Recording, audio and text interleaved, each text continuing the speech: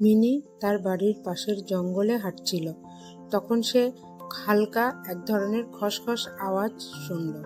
ঝোপের ফাঁক দিয়ে উঁকি দিয়ে সে দেখল একটি কাঠবিড়ালি, যার গায়ে ঝকমকে সোনালি রঙের লোম।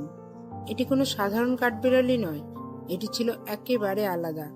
কৌতূহলী হয়ে মিনি কাঠবিড়ালিটিকে অনুসরণ করতে লাগলো।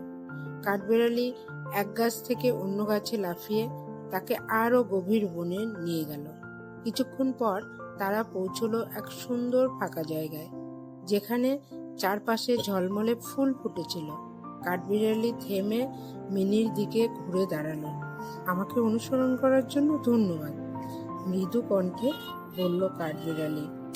এটি হলো জাদুকরি বাগান, যেখানে ইচ্ছেগুলো পূর্ণ হয়। তোমার হৃদয় খুবই ভালো, তাই আমি তোমাকে একটি ইচ্ছে পূরণের সুযোগ দেব।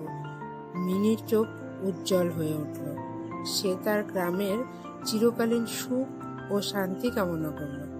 কাঠবিড়ালি মাথা নাড়ল, আর হঠাৎ করে একটি উষ্ণ হাওয়া বাগানের মধ্যে দিয়ে বয়ে গেল। সেই দিন থেকে মিনির গ্রাম উন্নতি করতে লাগলো, আর সোনালী কাঠবিড়ালি তার গোপন জাদুকরী বন্ধু হয়ে রইল।